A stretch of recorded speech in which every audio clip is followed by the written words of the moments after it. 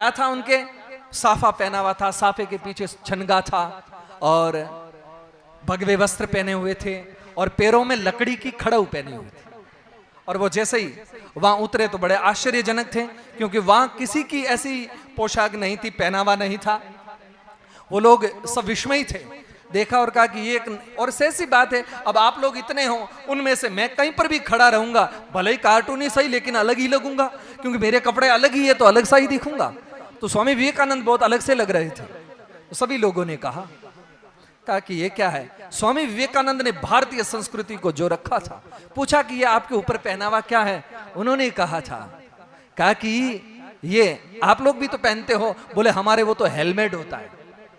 बोले हमारे इसको हेलमेट ही कहते हैं। बोले लेकिन हमारे हेलमेट के पीछे पूंछड़ी तो नहीं होती। पर आपके ये क्या है? क्योंकि वो छनके वाला साफा था उनका। बोले पूंछड़ी तो नहीं होती है। तो स्वामी विवेकानंद ने कहा कि तुम्हारे ये गले में क्या है? तो उन्होंने कहा ये टाई। बोले हम भारतीय इसको फांसी का फंदा कहते हैं, इसको गले में रखना हानिकारक, इसलिए हम पीछे लटका करके रखते हैं। लोगों ने कहा आश्चर्य की बात है, आदमी गजब की बात कह गया। थोड़ी देर बाद में कहा कि आप ये भगवा वस्त्र क्यों पहन करके आए हैं? बाकी भी कपड़े बहुत है, पैंट शर्ट पहन सकते थे, आप भी तो ये सब कर सकते थे। बोले नहीं, बोले भगवे में हमारे भगवान बसते हैं, भगवे में भगवान बसते हैं, हम लोग इसको आदर्श मानते हैं, इसलिए छाती से लगा करके रखते हैं।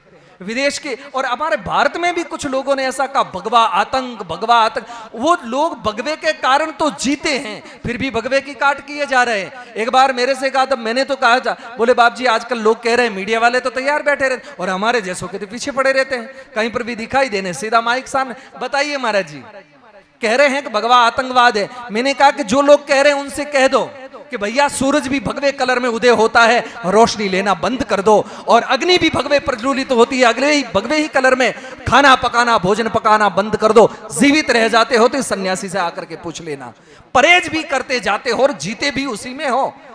बिगर भगवे के जिया नहीं जा सकता, भगवे में भगवान होता है, हम हमारे हृदय से लगा करके रखते हैं।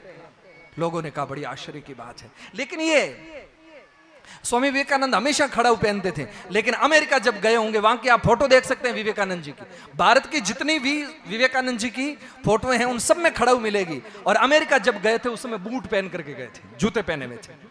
तो उन्होंने कहा कि साफा आपके वहां का, ये वक्षस्थल पर जो आपके भगवा वस्त्र पहना, लेकिन जूते हमारे यहाँ के आपने क्यों पहने?